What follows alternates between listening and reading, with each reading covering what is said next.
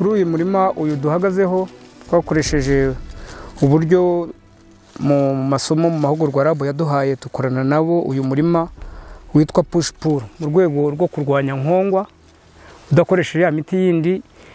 Iyi Desmodium ubwayo ikirukana nkongwa, hanyuma impumuro iva hano muri Desmodium iyi ngiyi mubona iyo nkongwa itangiye kwituraga mu magi yayo twana tukivuka, impumuro iva muno inukira nkongwa, yanukira nkongwa igahunga isanga cya cyatsi mubona hasi cyitwa Bricaria cyageramo, kubera ko kuri iki cyatsi ku mababi yacyo ahangaha hariho utuntu duhanda ka nkongwa kagafatirwamo kagapfiramo, bityo igihingwa cyawe kikazamuka neza nta cyonyi kigiyemo.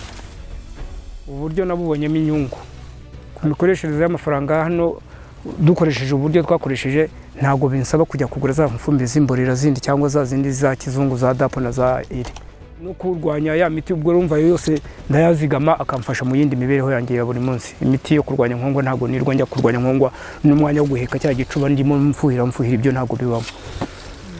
Uwo mwanya ndawucungura nkakoresha indi mirimo. Adusuye mwageze kuri terengera ngo murabona ingano y'ikigori, murabibona n'ibishyimbo ndibuze kubibereka nkuko nabibabwiye.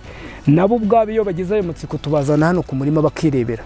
Reba ingano y'ikigori iraho ngaho tutabikoresheje, ngira ngo hari itandukaniro nawe urabibona. Umuyobozi namushimira, nk'ubu inka yanjye yongera umukamo, ubundi amata yavagamo nitwe twayinyweraga, ariko ubu ngubu nsigaye ngemura kuri dayari. Urabona ko n'uruhanga rwanjye rumaze gucenda umusaza w'imyaka 65 ndi gusatira muri za 70, ariko ubonye uruhanga rwanjye ntabwo warugeranya n'umusaza ufite iyo myaka. Ubonye undi musaza udakoresha ubu buryo, udafite iki cyanga cy'ubu buryo dukoresha, ntabwo uruhanga rwe rwaba ruteye nk'urwanjye. Nabanza nkashima kuko nawe ubwe yaba mbona, nawe urabibona kandi nyiramaso yerekwa bike.